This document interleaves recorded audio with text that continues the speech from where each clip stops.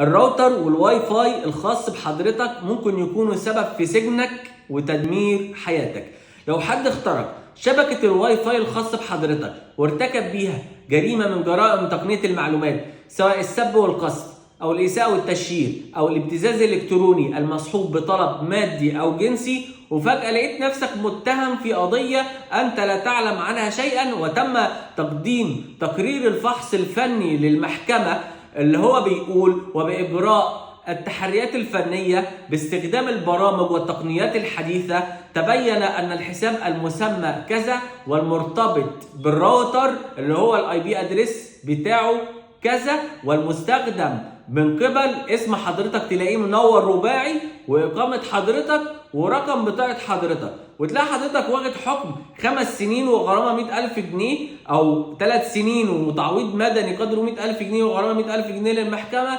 وانت يا عيني لا تعلم عن الموضوع أي شيء. فلو حصل ده معاك تواصل معانا علشان نحاول بقدر الامكان ان شاء الله ان احنا نثبت للمحكمة بان حضرتك غير معني بهذه الجريمة، وان شخص اخر تم اختراق الراوتر الخاص بحضرتك من خلاله، وحضرتك ان شاء الله نطلعك براءة. ولازم تقوي شبكة الواي فاي الخاص بحضرتك، اعمل كلمة سر قوية، اخفي شبكة الواي فاي خالص عن اي حد، اعمل فعل خاصية الماك فلتر اللي هو دخل الأجهزة الخاصة بالبيت فقط تتصل بشبكة الواي فاي. ولو حصل اختراق وتم حضرتك اتهامك في أي قضية من القضايا من هذا النوع تواصل معنا وإن شاء الله هنجيب البراءة لحضرتك. تحياتي.